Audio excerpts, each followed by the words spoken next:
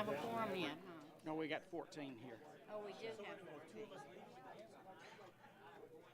We would then, we would have a called meeting then tomorrow.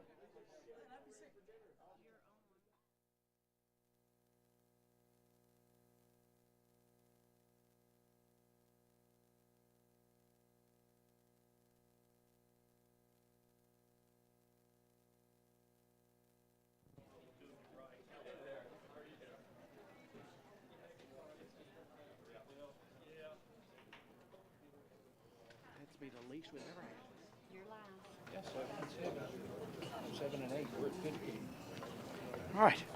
Call this March meeting of the Williamson County Commission to order.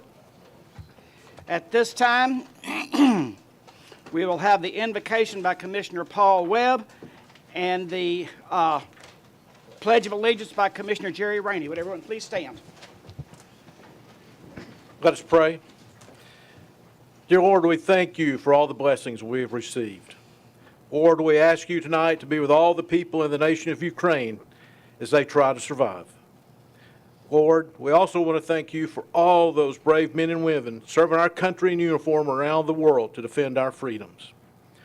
Lord, please guide us in our actions tonight so that we may work for all the residents of our beautiful county. Lord God of all, please hear our prayer. Amen.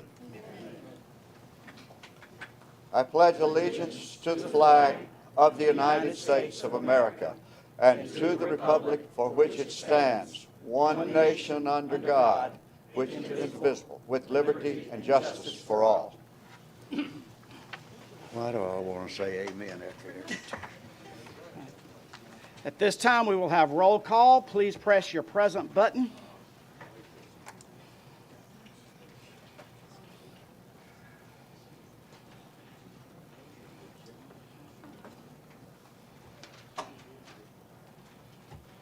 Have we got everybody?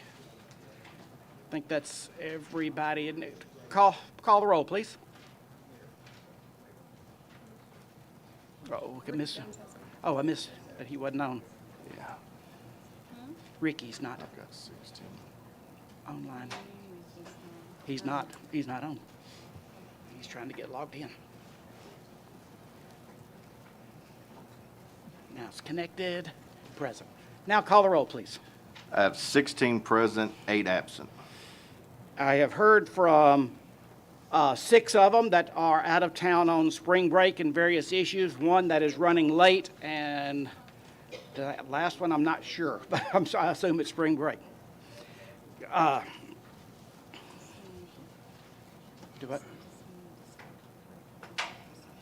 Would you state for the record who is absent for us?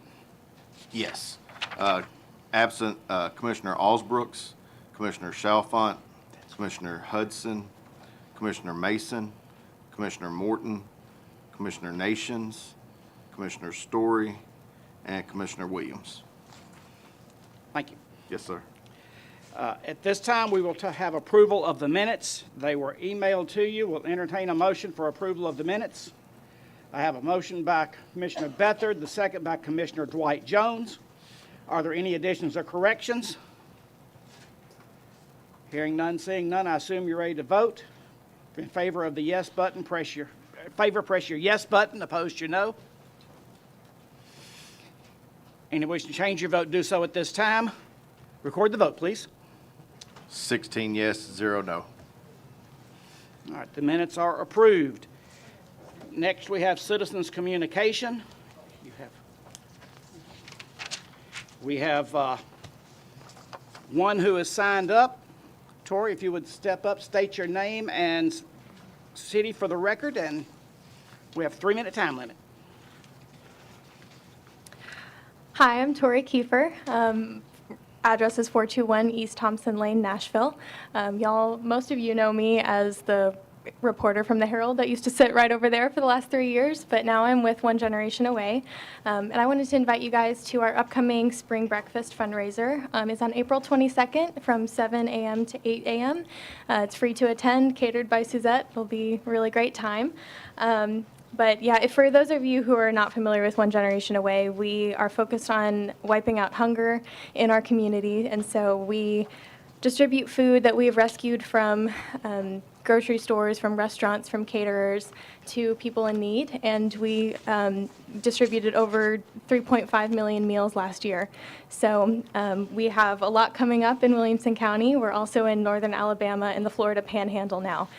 So lots of expansion happening. And we'd love to have you guys at our breakfast on April 22nd. Thank you so much. Thank you.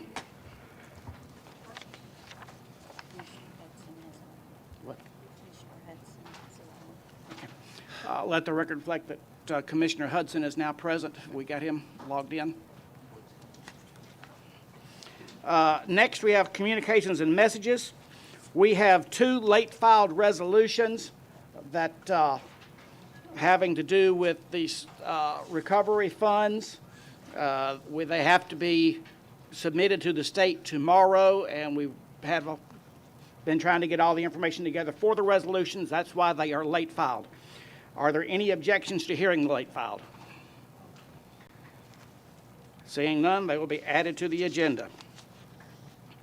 That's another reminder is we do not have a meeting in April, so our next meeting will be the 2nd Monday in May. April is our budget month.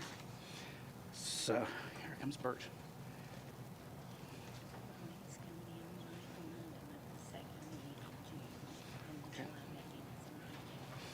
And while Bert's getting settled in, remind everyone that, of course, we will meet in May, we will meet in June, then we will have a second meeting in June.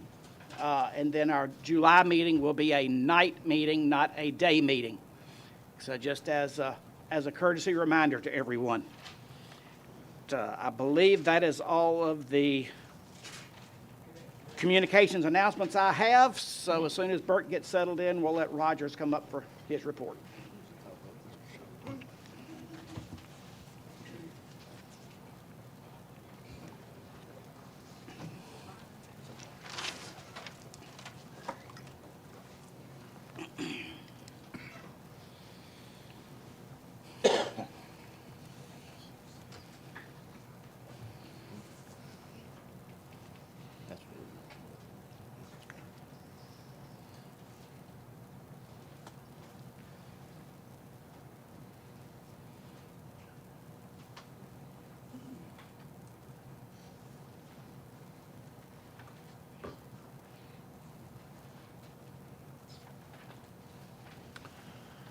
Mr. Chairman and Commissioners, let me start off like I normally do. Have Nina come up and give us a snapshot of the county for the last 30 days.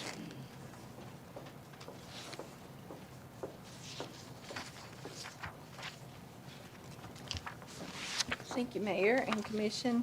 Tonight in your packets, we have the budget report for month end of January. We're progressing through this time of year as usual, nothing unusual to report there. In your reports, we also have the education impact fee. Total collections life to date is $96.8 million, and we currently have available for projects that qualify $47.3 million. Also in your packet, we have the February privilege tax report for the month of February. We collected a little over $1.2 million, and for January, a little over $1.2 million. And those are our reports for the evening. Are there any questions? Seeing none, thank you, Ms. Nina.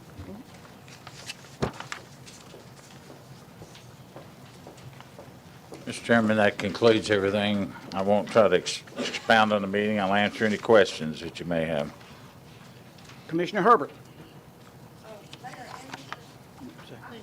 Push your button, Judy. Judy.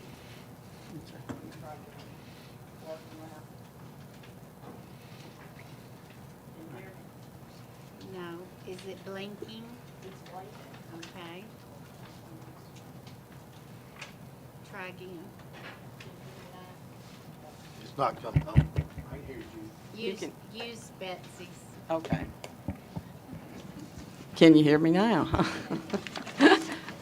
Mayor Anderson, I've received calls from constituents about the septic department saying they're concerned about how long it's been taking to get applications approved and the cost of some of the requirements. And I wondered, is there something we can do to take a look at this? Commissioner, we have had a conversation with the department, and over the next few weeks and months, we'll be doing an efficiency study on the department, and we'll also be doing a comprehensive review of our regulations. It will not be an overnight fix, but hopefully in the next few months, we'll get to find some answers to see what some of the issues and problems are. Okay, thank you, Mayor.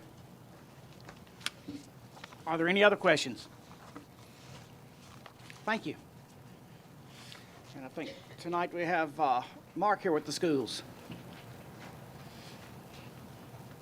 A little shorter. Thank you, Mr. Chair. Good evening, Board. I'm Mark Samuels. I'm the Assistant Superintendent for Operations for Williamson County Schools. I'm filling in tonight for Superintendent Golden, who's out of town. I just have two quick comments to make. We have one item on your agenda tonight. It's an intent to fund for $15 million for the elementary school we want to build on Cox Road.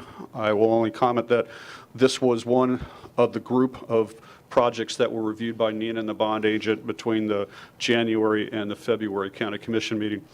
And secondly, just an FYI, the school board did meet at their regular work session last Thursday, went over our budget requests for next year. They are scheduled, it is on the schedule for them to vote on that at their next regular meeting a week from tonight. Pending your questions, that's all I have. Commissioner Herbert. Can you hear me now? Mark, what I was asking, Betsy Hester and I get a lot of questions about the signal and the turning lane at Henpeck Lane for the schools there. And I know it was, at one point, it was supposed to have been done several months ago, and I understand there might have been some problem with the traffic signal. Can you give us an update on that? Certainly, yes, ma'am. We have three traffic signalization projects going on right now. One is between Page Middle and Page High School. The other is the one on Henpeck Road and Lewisburg Pike that you mentioned. The third one is at Independence High School on Columbia Boulevard. The issue that we've had, or our contractors have had, is the delivery dates, manufacturing and delivery dates on the poles that are necessary for those traffic signals, as well as the electronics associated with it. We just got word last week that at least Page High, that contractor has, I hesitate to say a commitment for a delivery on the poles at the end of this month, but that's kind of what they're saying. The Lewisburg Pike Henpeck one, we do not have a firm commitment, but they're talking June timeframe at this time. On the Independence one, we don't even have that. So it's another function of these very, very long lead item pieces of equipment, which were ordered in every case as soon as the contracts were awarded. So we apologize for the frustration that that's caused, but it's another supply chain issue that we're experiencing now. Okay, thank you. Yes, ma'am. Are there any other questions? Thank you. Okay. Williamson Medical Center, Paul. That's right. I know what that say. Yeah, Phil. I said Phil instead of Paul. Yeah. So I'm sorry about that. That's what I get for trying to go from memory and not looking at my papers. Thank you, Mr. Chairman and Commissioners, for allowing us to make a brief update for you this evening. With me is Mike Genesee, our CFO, and he'll provide a financial update after my short comments. Like usual, I'll give you a quick update on COVID. Since the inception of the pandemic, we've served over 5,869 COVID-positive patients, including 2,008 COVID-positive inpatients. Over the last 2 years, we've performed about 43,000 COVID-19 lab tests. For the last 12 days, our total COVID inpatient census has remained in the single digits, and as of today, our COVID-19 inpatient census is 2. And that's with no COVID-positive patients in our critical care units since March 1st. It's very positive. We're designated, our county is designated as a low category for community risk of COVID-19, We continue to follow the CDC guidelines for healthcare as do other area hospitals related to masking in patient care and visitor areas. However, we've lifted some of the restrictions, including expanding our visiting hours and removing the limit of the number of visitors for non-COVID patients. We also returned to 2 visitors in a room for our emergency department. We'll continue to monitor community risk, CDC guidance, and collaborate with other hospitals regarding our COVID-19 policies. I expect to see further loosening of the restrictions in the coming days. And finally, our groundbreaking for our expansion and renovation project is April 4th from 10 a.m. to noon. I believe invitations have gone out to each of you, and I hope you'll be able to attend. With that, I'll turn it over to Mike. Thank you, Phil. You guys have the financial package in front of you. January was a very normal month for us. You can see from the volumes that we ended up pretty much where we've been almost every month. Admissions and so forth were within just a handful of where we had been averaging. We generated about $1.5 million in earnings for the month. We generated some cash. Our days cash in hand went from 226 to 231.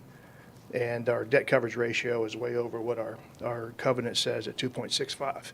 It was 2.53 last month. So everything was pretty much normal for us. Nothing unusual. So any questions? Are there any questions? Seeing none, thank you for the report. Thank you. Is there anyone else wishing to make a report? If not, moving on to elections and appointments.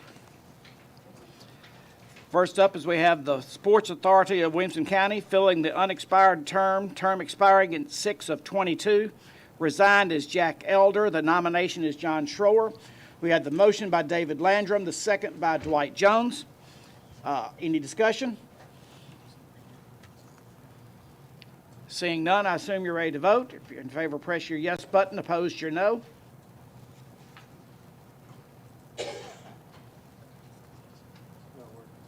Yeah, there he goes.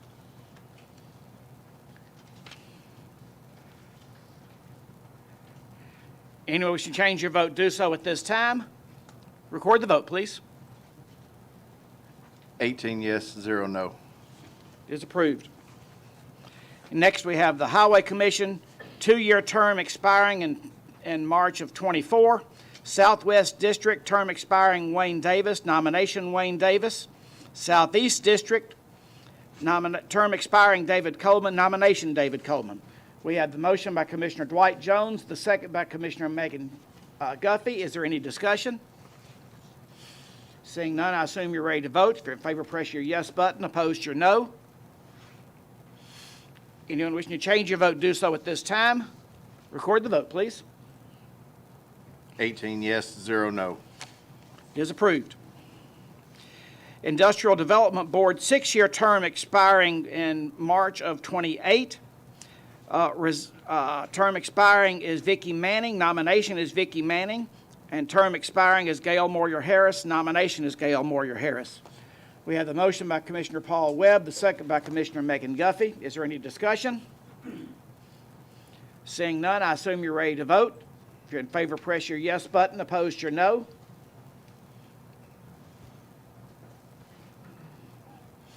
Anyone wish to change your vote, do so at this time. Record the vote, please. 18 yes, 0 no. It is approved. Zoning Appeals Board, 5-year term expiring in March of 27. Term expiring Andrew Ring, nomination Andrew Ring. We had the motion by Commissioner Dwight Jones, the second by Commissioner Ricky Jones. Is there any discussion? Seeing none, I assume you're ready to vote. If you're in favor, press your yes button. Opposed, your no. Anyone wishing to change your vote, do so at this time. Record the vote, please. 18 yes, 0 no. It is approved. Health Board, 4-year term expiring in April of 26. Graduate Dr. C.A. Stillwell expiring. Nomination is C.A. Stillwell. Graduate Dr. Sam Baston. The nomination is Sam Baston. Graduate Dentist expiring is Gary Owen. Nomination is J. Gary Owen. graduate pharmacist. Term expiring is Martin Myers III. Nomination is Martin Myers III. Doctor of Veterinary Medicine. Expiring is Charles Beauchamp, excuse me. Pardon me. And the nomination is Charles Beecham. The registered nurse, term expiring is Rhonda Watson. The nomination is Rhonda Watson. We had the motion by Commissioner David Landrum, the second by Commissioner Brian Bethard. Is there any discussion? Seeing none, I assume you're ready to vote. If you're in favor, press your yes button. Opposed, your no. Anyone wishing to change your vote, do so at this time. Record the vote, please. 18 yes, 0 no. All right, that concludes nominations and appointments. Next up is the consent agenda. Entertain a motion for the consent agenda. The motion by Commissioner Lathers, the second by Commissioner Smith. Is there any discussion? Seeing none, I assume you're ready to vote. All in favor of the consent agenda, press your yes button. Opposed, your no. Anyone wishing to change your vote, do so at this time. Record the vote, please. 18 yes, 0 no. Consent agenda is approved. All right. Next up, we have a public hearing. Public hearing for a zoning resolution to amend Articles 16 and 23 for the Williamson County zoning ordinance regarding sound standards. The public hearing is now open. Anyone wishing to speak to this, please come to the microphone, give your name and address. Going once, going twice. The public hearing is now closed.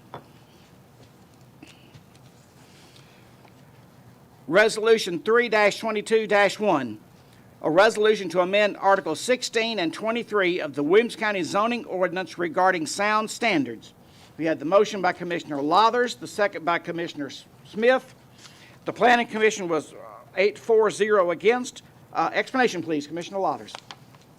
Thank you, Mr. Chairman. Can you hear me? It is flashing. I don't know if you can hear me. There you go. As stated in the top of the ordinance, this is a resolution to amend Articles 16 and 23 of the Williamson County zoning ordinance regarding sound standards. This is regarding non-residential. We also received a memo that kind of talked about the A and the C pitches, and we had a workshop in Planning Commission with a wonderful expert that helped kind of give us more information on this. I would like to introduce Planning Director Mike Madison. He would like to speak and maybe can address some specific questions. Okay, thank you, Commissioner Lathers. Mr. Chairman, good evening, members of the commission. I just want to real quickly, first of all, recognize Dr. William Bowlby sitting there in the front row. Dr. Bowlby is a very renowned expert in this field, and we're fortunate to have someone like that work on this, especially someone basically from our backyard. Mr. Bowlby, Dr. Bowlby lives in Brentwood and has spent a lot of time in this community. He's typically working in other communities, so I think he's appreciated the opportunity to work, for a local jurisdiction like this. So I wanted to recognize his good work on this. Other than that, I think that Commissioner Lathers did a good job with the explanation. We're basically doing two things with this. First, we're consolidating all the sound references into one place. Currently, they're kind of scattered around different places, and so just from an organizational standpoint, this is going to be an improvement. And then secondly, Dr. Bowlby has kind of brought us into the 21st century, so to speak, with the standards, and I think these are ones that will serve us well. Thanks. Right. Commissioner Dwight Jones. Thank you, Mac. Thank you, Mike. Yeah. What brought this on? Two questions. Hang on. Turn it on and turn it back on. I think we're switched. Try again. Oh, that is, you're talking. Turn yours on. Turn Judy's on. Switched up. Mine's on. Jimmy. All right, Mike.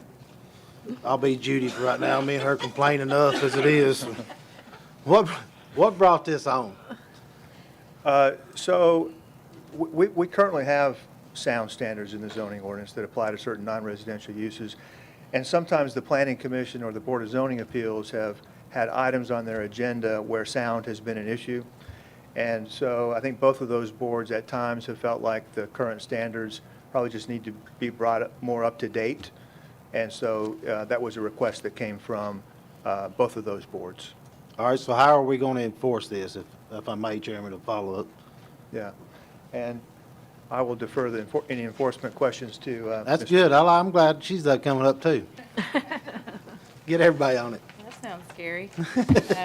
Christy Ransom, good to see all of you. Happy birthday, Commissioner Beathard. So enforcement. What we're going to have to do is, just like with any other zoning ordinance enforcement matter, is if we receive a complaint, then we'll investigate it and we'll notify the person who is violating the zoning ordinance and give them the opportunity to correct it.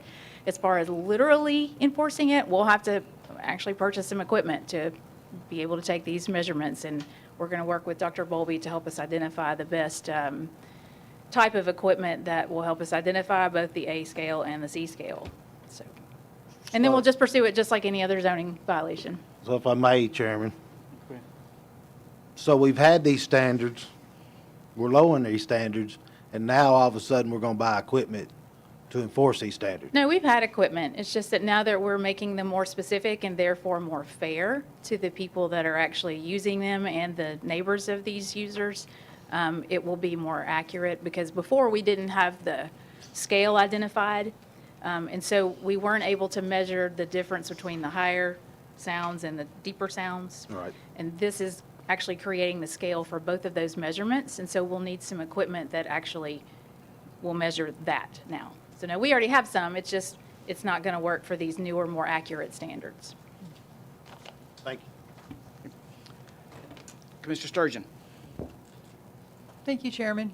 I just want to understand this better. I remember when I first became a commissioner and 4th of July came along, I got all these phone calls from irate residents about, fireworks going off in unincorporated county. And when I investigated, I was told that counties couldn't have an sound ordinance, that municipalities could. So if you lived in unincorporated county, tough luck. So I thought, okay, I guess no ordinances. And now I see this, and I'm wondering, how is this applied? Is this county-wide? Is this applied only under certain zones? And is this a problem if somebody wants to bush hog their lot and it starts to make a lot of noise? Is this going to be a prohibited activity? So I just have a lot of questions about what's happening here. Sure. Okay. Well, first of all, this is not a noise ordinance. We don't have one of those, and we don't have one of those. These are just standards that are associated with the zoning authority. So regulating noise is a different authority. That's not what we're doing.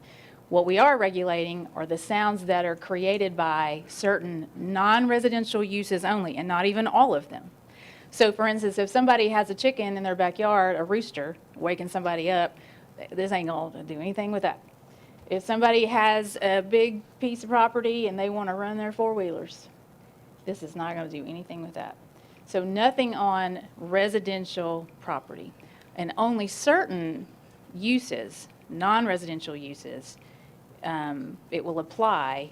And for the most part, we'll be asking people to tell us on the front end when they come in with their use, what kind of sound are you going to be emitting as part of your use? For instance, an industrial use that comes in. Like and in the residential, and the numbers are different, the measurement is different depending on who's hearing it, whether it's a residential or ag or another industrial business. And that was what Dr. Bowlby helped us kind of establish, a more fair measurement standard for all involved. But it would apply to like ag, if somebody has a farm. No, because we're not imposing sound standards on an ag use. I believe maybe an ag support use is one, and Mike can answer that a little better, like a farm winery. And that's only for ones that are coming in from here on out. We're not going to retro apply. So nothing in people's private backyards or whatever, fireworks, like you said, no, we're not going to do that. It's only for certain non-residential uses out in the county that are approved after this, and we're going to encourage more mitigation of that than having to go out and ding somebody because it was too loud. Yeah, can you just give me some examples of what somebody could complain about that would cause you to go out there with your equipment and start measuring things? Well, the one that we get the most calls about, which are not often, let me just put that out there. Weddings, the bass sounds from DJs at 9:30 at night at a reception at a wedding in a barn. We get calls from the people saying they can feel the bass in their bedroom. That's a problem. And so part of this is encouraging the use, a barn wedding use or whatever, to mitigate that sound better by insulation of the building.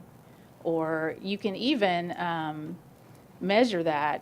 What we've done is work with, before updating this, we've worked with some of those users, the wedding venue people, to actually do measurements themselves and show us ahead of time. And actually, they brought in, one in particular, brought in a sound engineer to make sure they weren't emitting that even at the property line. So that's the best example that I have, because those, the few calls that we get, those are the ones, it's really the bass sound. And before we had the C scale level, we weren't able to even regulate that because the A scale doesn't properly measure the lower bass sounds like that. So if somebody lives next to like a 100-acre farm and they start bush hogging their land, they call you all and complain that it's emitting too much noise at the property line, would you respond to that or not? No, we say we wouldn't regulate that because that's just the private property owner bush hogging their own property.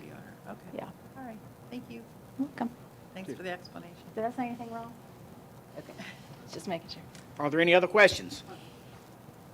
Okay, Commissioner Lathers.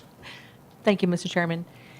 I think what would be educational, because you've done a great job of explaining this to us in the Planning Commission, can you explain that if a neighbor does have an issue with a neighbor with some kind of exacerbated sound, that's totally through a different division of enforcement? It's more like a civil type matter. Do you mind just kind of covering that?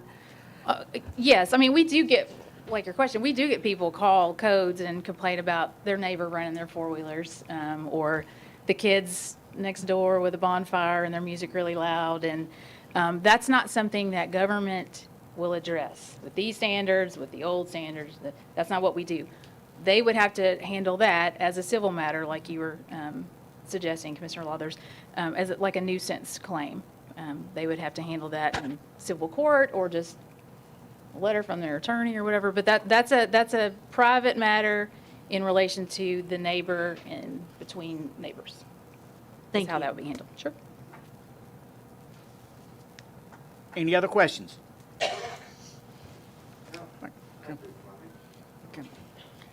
How often are we receiving these complaints? You know, John Bledsoe, our codes compliance director, would probably be better to answer that. He's not here, but not enough that I get called on him. So he might get some calls and respond and say whether it's something that we can enforce or not. I'm the attorney that helps him enforce stuff, and they don't make it to my desk. So.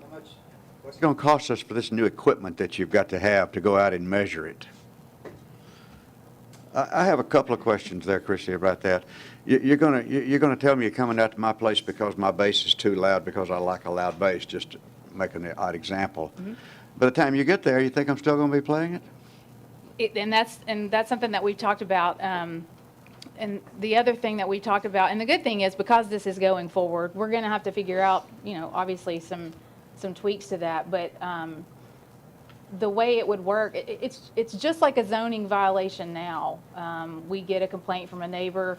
We, as a codes department, But we don't have a definition of what that violation is right now. How loud can it be and you be in violation? Well, and that's what these standards are doing. They're actually putting those numbers in there more accurately than what they are now.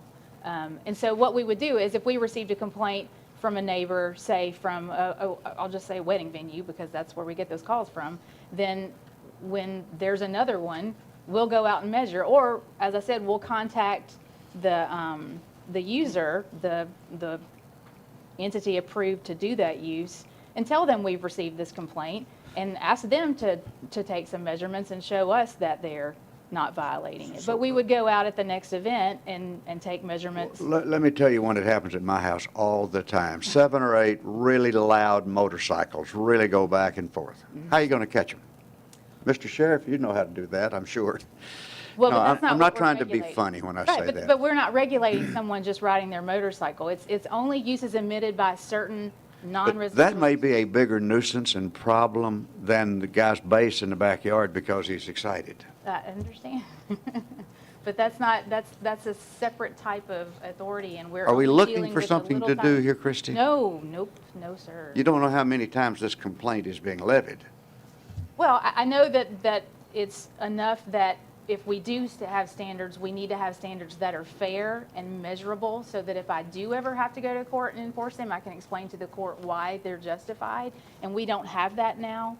And I think as a matter of, and this is just me like editorializing now, as a matter of operating a business, you're responsible for how your business affects those around you, whether it's noise or anything else.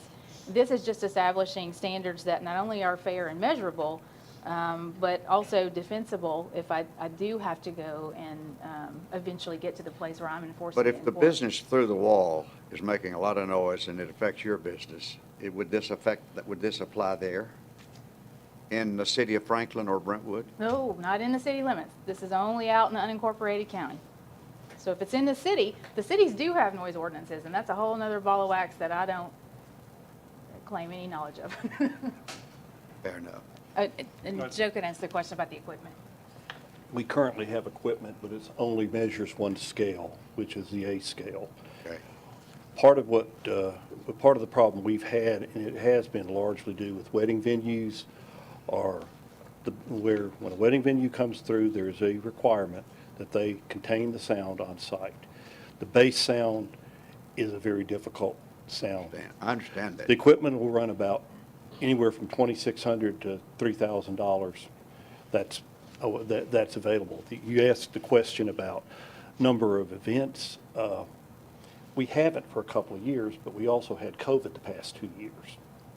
Where the wedding venues have been, I wouldn't say shut down, Commissioner, but I'd say before they're that, largely did a big curtailed. Yeah, issue? that we've been working on this for probably 18 months, and it was response to a couple of wedding venues that we were getting complaints on that they were, first of all, that the neighbors were complaining when the wedding venue was approved that they were concerned about the sound, and then as they actually showed up, yeah, they were getting some sound, and so we've been working on that. But I would offer this. One reason why there hadn't been many lately, I would attribute to the fact that wedding venues have been a little less frequent over these past 2 years.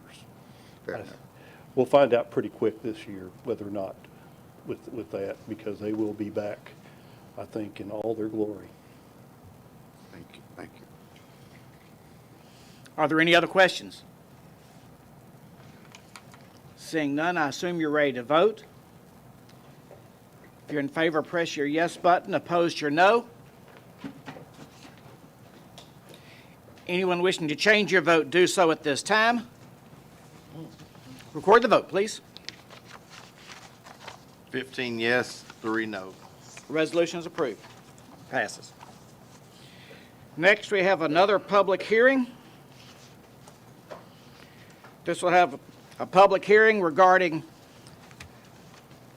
a resolution amending Article 6 and 23 of the Williamson County zoning ordinance regarding natural gas transmission lines in accordance with Tennessee Code Annotated 13-3-414. This time, we will open the public hearing. Anyone wishing to speak to this, please come forward, state your name and address for the record. Anyone wishing to speak to this? Going once, going twice. Public hearing's closed. Resolution 3-22-2. A resolution amending Articles 6 and 23 of the Williamson County zoning ordinance regarding natural gas transmission lines in accordance with the Tennessee Code Annotated 13-3-414. The motion by Commissioner Smith, the second by Commissioner Herbert. Planning Commission was 8 in favor, 0 against. Explanation, please, Commissioner Lathers. You have the... Yeah, I'll be honest with you, this one is, You want to call on Mike? I need to call on Mike because I don't have a memo on that one, Mike. No, that's fine. So this one is really something that was handed down to us from the state. Okay. They enacted some new legislation requiring people to notify them if a development is within a certain distance of a natural gas pipeline. And so we're simply codifying that requirement that the state has passed down to us. Thank you. Are there any questions? Commissioner Dwight Jones. Mike, after we said in Nashville, back County Government Day, there was some talk about some natural gas litigation and stuff. Is any of this pertain to what's in the House right now? Or is this all laws that have already been enacted? This amendment is in response to State. laws that were already enacted. Any other questions? Seeing none, I assume you're ready to vote. If you're in favor, press your yes button. Opposed, your no. Anyone to change your vote, do so at this time. Record the vote, please. 17 yes, 1 no. Resolution is approved. We have another public hearing. A public hearing on the resolution to amend Article 17 of the Williamson County zoning ordinance regarding parking standards. The public hearing is now open. If you wish to speak to this, please come to the podium, state your name and address for the record. Going once. Going twice. Public hearing is closed. Resolution 3-22-3. A resolution to amend Article 17 of the Williamson County zoning ordinance regarding parking standards. The motion by Commissioner Lathers, the second by Commissioner Steve Smith. The Planning Commission was 8-4-0 against. Explanation, please, Commissioner Lathers. Thank you, Mr. Chairman. Section 1706 of the zoning ordinance outlines parking standards, including identifying the number of parking spaces required for specific land use types. And for most land use types, the prescribed number of parking spaces works well in ensuring an appropriate level of parking.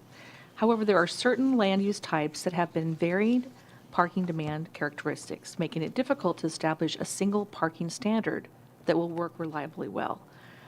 The zoning ordinance allows these types to establish minimum parking standards based on parking demand study. So recent church and school projects have highlighted the fact that these uses also have varying parking demands. So depending on the specific programming, for example, churches with multiple services and schools with stadiums and other traffic generating components would be better served using a parking demand study to determine the minimum parking standards. So this is what this resolution would do. Commissioner Dwight Jones. All right, Mike.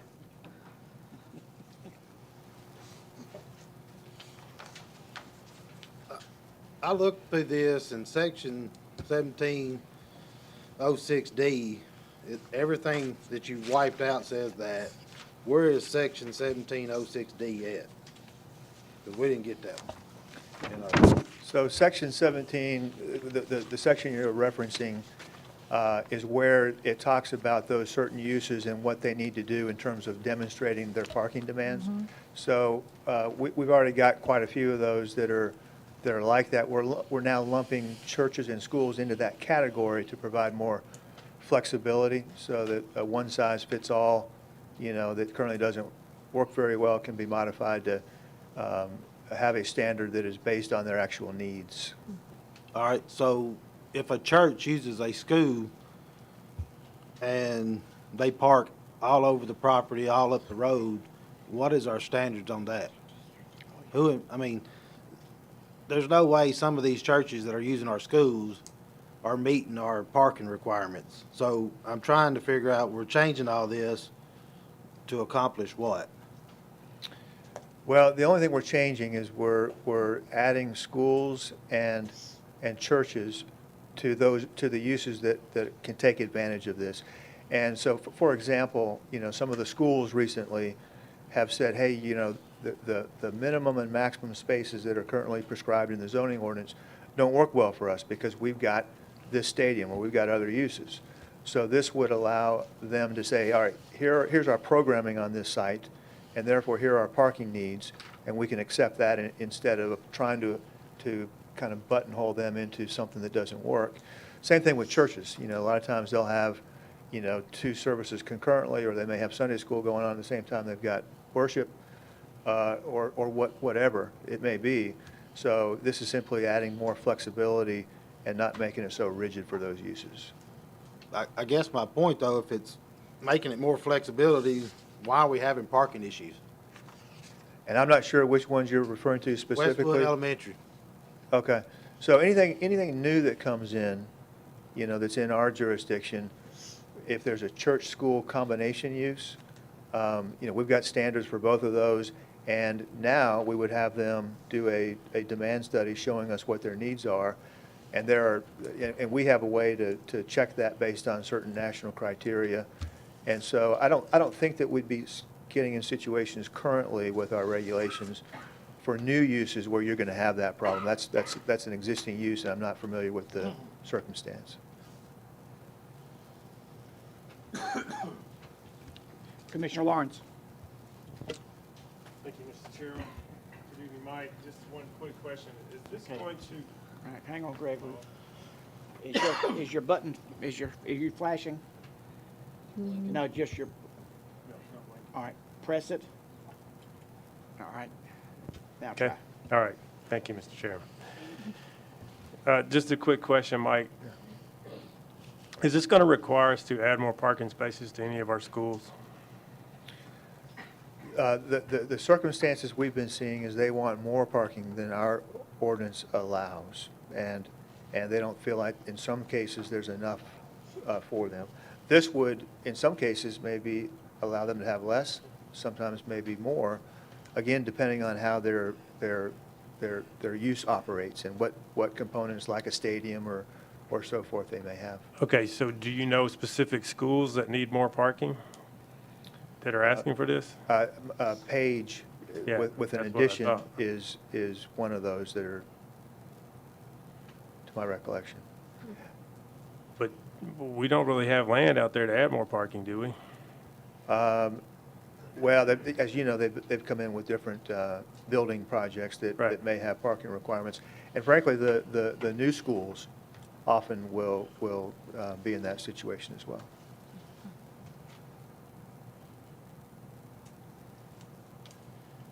Okay, thank you. Commissioner Sturgeon. Thank you, Chairman. I just want to be sure I understand. This is for new projects and new uses, right? That is correct. So it's not, I take it that schools and churches were lumped into a more general category, and now you're pulling them out and making different requirements for them specifically. Is that correct? That is right, yeah. So the only time it would affect an existing school is if there's an existing school or church that feels they don't have enough parking, and now they're applying to you all to expand their parking. That, or if they're doing an addition to the school that kicks the parking Yeah, or needs building, into question. or building something brand new. Yeah, exactly. Okay, so you're just doing this to make it easier for them to make an application for their project. And it's not just to make it easier, it's to make sure that the parking that they have is suitable and adequate for their needs, and not too much or too small. Gotcha. All right, thank you. You bet. Are there any other questions?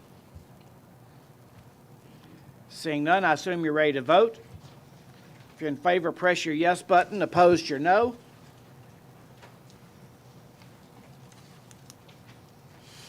Anyone wish to change your vote, do so at this time. Record the vote, please. 15 yes, 3 no. I turned that off. The resolution passes. Sorry about that. Reminder to turn your phones off, which I thought I had done.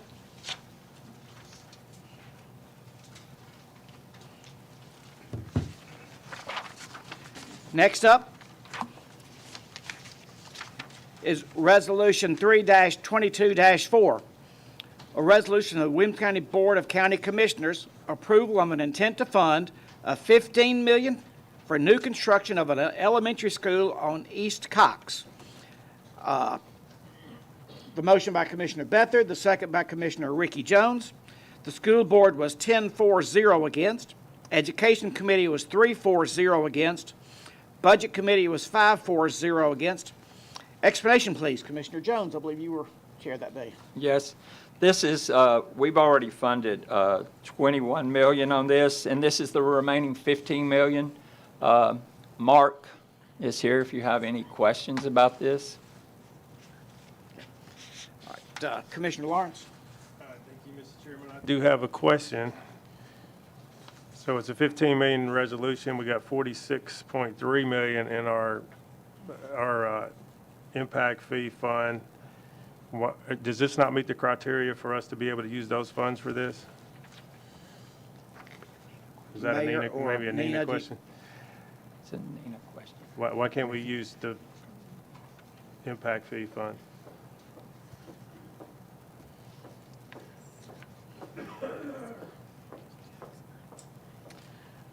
We will be looking at the projects that are currently on the books, all the intent to funds, to see what qualifies. And yes, this does, but we do look at the impact fee as a portion of the funding as a whole. So we will evaluate those and come back to you and recommend which ones should be funded by the impact fee. And when will you make that decision? We are currently going through the budget process, and we're not completely through with that process, so it'll probably be late spring or the summer. Okay, so is the goal to spend down the $46 million to as close to zero as possible by a certain time frame, by the end of the budget year, into next year? What's the timeline criteria for that? We do evaluate these as they come each year. We take them on a calendar year basis. They have to be expended within 5 years of collection. So we look at those each calendar year to see how much money has come in for that year. So at the end of the year, we will make this decision? Well, we have what's on the books from the previous years. So we will look at the total as a whole once we get through our full budget process. Okay. All right, thank you, Nina. Commissioner Herbert. No. Y'all hear me now? I know you go in the fall to finance the bonds, and I know, not the spring anymore, but with the, I guess, forecast of interest rates going up in the next few months, are y'all thinking about going to do any bond financing in the like in the spring, which would be around now? We have not evaluated that at this point. Are y'all going to look at it, see if it's?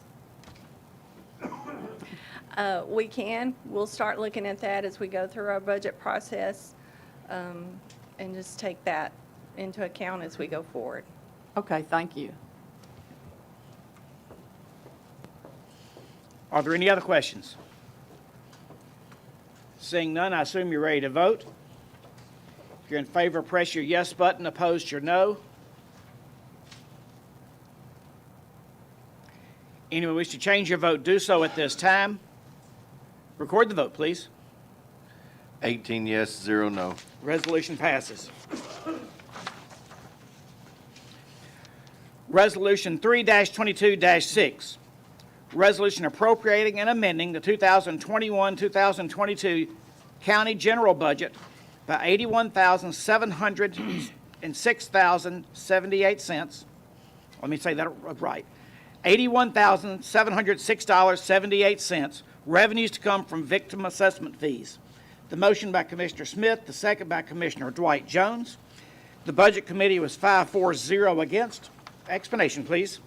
Thank you, Mr. Chairman. The courts collect victim assessment fees on those appropriate cases. Those funds have to be budgeted and go to a program known as Victims of Crime Assistance Program, 21st District Incorporated.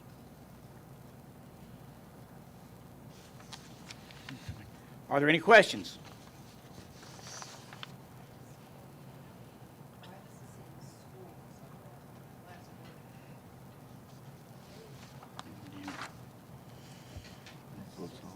That's just a typo on the screen because it's not in the, yeah, it's not in the body of the resolution anywhere, so that's just a typo from the. Are there any other questions? Seeing none, I assume you're ready to vote. If you're in favor, press your yes button. Opposed, your no. Anyone who wish to change your vote, do so at this time. Record the vote, please. 18 yes, 0 no. Resolution passes. Resolution 3-22-7. Resolution appropriating and amending the 2021-22 Election Commission budget by $62,279. Revenues to come from contributions from other governments. The motion by Commissioner Smith, the second by Commissioner Dwight Jones. The Budget Committee was 5-4-0 against. Explanation, please, Commissioner Smith. Thank you, Mr. Chairman. This is from the Franklin municipal election last year, and the city has made a contribution to offset the cost incurred by the election commission. Are there any questions? Seeing none, I assume you're ready to vote. If you're in favor, press your yes button. Opposed, your no.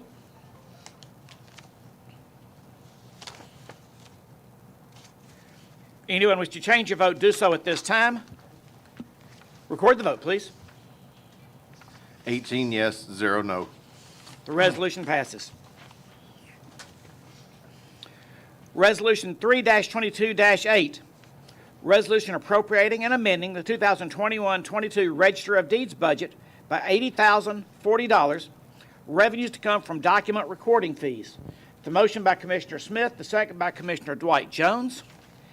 The Budget Committee was 5-4-0 against. Explanation, please. Thank you, Mr. Chairman. These are recording fees that are received by the Register of Deeds office, and they are being allocated to provide some equipment for the office. Are there any questions? Seeing none, I assume you're ready to vote. If you're in favor, press your yes button. Opposed, your no. Anyone wishing to change your vote, do so at this time. Record the vote, please. 18 yes, 0 no. Resolution passes. Resolution 3-22-9. Resolution appropriating and amending the 2021-2022 Health Department budget by $740.43. Revenues to come from other state revenue. The motion by Commissioner Smith, the second by Commissioner Guffey. Budget Committee was 5-4-0 against. Explanation, please. This is a grant from the state to allow us to purchase car seats and other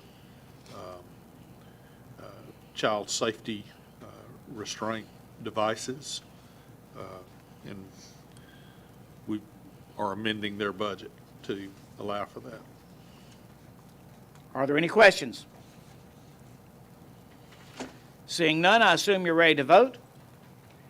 If you're in favor, press your yes button. Opposed, your no. Anyone wish to change your vote, do so at this time. Record the vote, please. 18 yes, 0 no. Resolution passes. Resolution 3-22-10. Resolution accepting donations and appropriating and amending the 2021-22 Animal Control Capital Projects budget by $53,850. Revenues to come from donations. The motion by Commissioner Smith, the second by Commissioner Method. Budget Committee was 5-4-0 against. Explanation, please. These are various donations that came in for the capital project of the Animal Control Center. A number of them in particular were in honor of former Commissioner Judy Hayes, who was very much involved in that project. Would like to thank the Arthur Meade Bench and the Clayton Cole Crawford Bench and Paver and Ann Logan Catio for the donations, as well as Judy Hayes, yes. Excuse me. Are there any other questions? Seeing none, I assume you're ready to vote. If you're in favor, press your yes button. Opposed, your no. And would you change your vote, do so at this time. Record the vote, please. 18 yes, 0 no. Resolution passes. Resolution 3-22-11, resolution appropriating and amending the 2021-22 animal control budget by $1,000, revenues to come from Greater Good Charities for the Feline Foster Heroes 2021 winner. The motion by Commissioner Smith, the second by Commissioner Herbert. Budget Committee was 5-4-0 against. Explanation, please. Thank you, Mr. Chairman.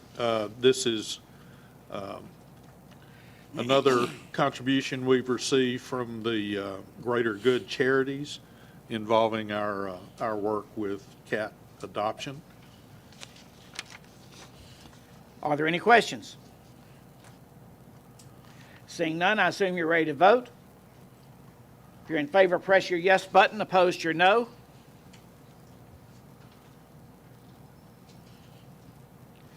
Anyone wishing to change your vote, do so at this time. Record the vote, please. 18 yes, 0 no. Resolution passes. Resolution 3-22-12, resolution authorizing the Williamson County Mayor to enter into an agreement with the State of Tennessee Department of Military, Tennessee Emergency Management Agency, and appropriating and amending the 2021-22 Emergency Management Agency budget by $20,000. The motion by Commissioner Smith, the second by Commissioner Dwight Jones. The Law Enforcement and Public Safety Committee was 5-4-0 against. Budget Committee was 5-4-0 against. Explanation, please, Commissioner Smith. Thank you, Mr. Chairman. I think I'm still confused by this one. We had a lot of discussion about this, but it is a grant from the state of $20,000, and the county is going to be responsible for providing $5,000. Is that correct? That's good. That's already in their budget. So. That's what I thought, and it's already in the budget, so ask for your approval. Are there any questions? Seeing none, I assume you're ready to vote. If you're in favor, press your yes button. Opposed, your no. Anyone wishing to change your vote, do so at this time. Record the vote, please. 18 yes, 0 no. Resolution passes. Resolution 3-22-14, resolution to raise the compensation paid to Williamson County Election Commissioners effective July 1st, 2022. The motion by Commissioner Smith, the second by Commissioner Bethard. Budget Committee was 5-4-0 against. Explanation, please. Thank you, Mr. Chairman. This is simply raising the Election Commission compensation to that of other boards that have volunteers operating for us in the county. And it's a $10 a month Yeah. raise. Are there any questions? Seeing none, I assume you're ready to vote. If you're in favor, press your yes button. Opposed, your no. Anyone wishing to change your vote, do so at this time. Record the vote, please. 18 yes, 0 no. Resolution passes. Late filed resolution 3-22-15. Resolution for the American Rescue Plan Act for broadband funding and guidance as it relates to United Communications. The motion by Commissioner Webb, the second by Commissioner Dwight Jones. The Budget Committee was 5-4-0 against. Explanation, please. Thank you, Mr. Chair. I will address both these at the same time. They're very similar. Just to let everyone know, there have been 5 providers that expressed an interest in building new broadband infrastructure in the county, and 3 of those are expected to apply for grants with the Tennessee Department of Economic and Community Development. Tonight we have these 2 resolutions before us. The purposes that show the state that we have a strong interest in providing a portion of our county's ARPA funds toward these grants if we're so fortunate to receive them from the state. The reason these are late filed is the Department of Community Development revised the grant application, what they will use for the scoring of these grant requests. Having a letter in front of them from the provider and from us that we will agree to fund part of the provider's cost will leverage that grant and help us to get the state grant for these projects. The other part of it is I happened to be at a seminar a couple of weeks ago, and that's when I found out because the broadband coordinator told the group. So immediately I came back and called and said, do we need to change this? Oh, yes, you do. And so I did and asked you to do this. The grants are due tomorrow at 2 p.m. The resolutions show the providers for Williamson County to be Comcast, and this is what they've asked for. Comcast requested 10% of their total, $17,256,071, or for us to be willing to go up to a maximum of $1,725,607. United Telecommunications asked for a 15% grant of their request, which would be $3 million that we would match if they receive the state grants. Comcast and United both state their plans will cover over 3,000 customers that are currently unserved or underserved by broadband in our county. This includes households and businesses. These grants will cover different parts of the county, mostly the southwestern part, but also some parts in the eastern part of the county. And I'll just note that I found out today that in the eastern part of the county, United has received a grant from the United States Department of Agriculture. I didn't know they were doing broadband, but evidently they are. So some of those folks over in the College Grove area may benefit from that, which is a separate grant. These grants are expected to be rewarded by the summer, June to July of 2022, and the projects using these grants have to be completed in 3 years from the date of the grant, and that grant process comes in September of 2026. As I've told the Budget Committee and others, the providers must provide a minimum download speed of 100 millibytes per second and an upload speed of 20 millibytes per second under the rules of this grant. So, Mr. Chair, I'll answer any other questions. Commissioner Hester. You're on. Thank you. I want to thank Commissioner Webb for all the work that he's done on this. And in the 2nd District, in Bethesda, College Grove, Flat Creek, we've got some folks who really need broadband. Obviously, when we had the situation where schools were remotely done, we had folks who had to go to the public library and sit outside the library looking for a hotspot. So the students could do homework. But I appreciate your support on, and I know that Commissioner Herbert would as well, on these 2 resolutions. Thank you. Commissioner Sturgeon. Thank you, Chairman. The money that we're using to match, is this the ARPA money that we're getting? Yes. Okay, so it's not coming out of the general fund or anything No. like that. If for some reason these 2 resolutions didn't exist, what would the money go to instead? That's not been determined. All this is doing is saying that we'll tell the Department of Economic and Community Development that we're willing to have skin in the game. And that gives us more points on the scorecard where Comcast and United are providing. If they awarded the grants, then we would fund those. That'll be a resolution that'll have to come back before you to actually fund those out of the ARPA funds. Okay, so Comcast and United, they don't have the grants yet.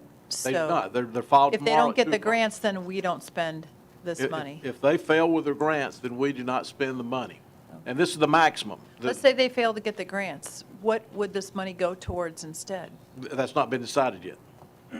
it would be some kind of COVID relief Right. or health There'll be something measure. on the guidelines that are put out by the United States Treasury under their final rules or amended under those same rules, I will say enhanced rather than amended, by either Economic Development or TDEC or the Controller's Office or the Finance Administration Office. There are a lot of fingers in this money. Yeah, well, I do want to say thank you, because I know you've been working really hard on all this. Thanks. Commissioner Lathers. Thank you, Mr. Chairman. I just think I echo what maybe has already been said. I really show appreciation.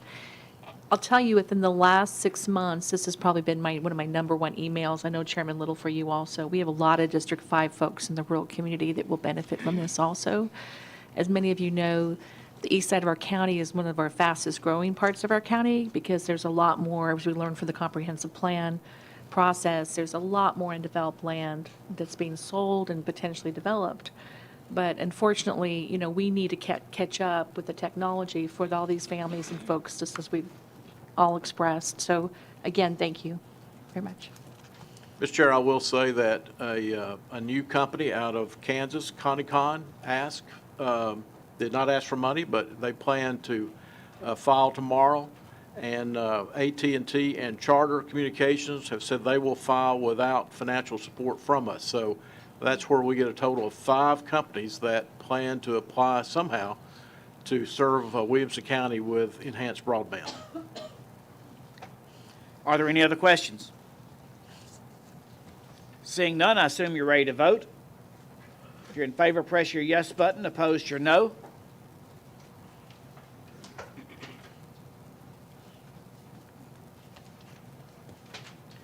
Anyone wish to change your vote, do so at this time. Record the vote, please. 18 yes, 0 no. The resolution passes. Late filed Resolution 3-22-16. Resolution for the American Rescue Plan Act for broadband funding and guidance as it relates to Comcast. The motion by Commissioner Webb, the second by Commissioner Dwight Jones. Budget Committee was 5-4-0 against. Explanation, please.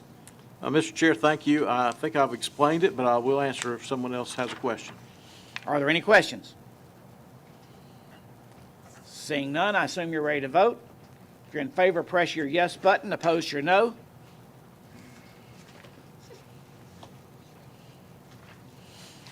Anyone wishing to change your vote? Commissioner Sturgeon, you're blinking to speak. Does that just? Okay.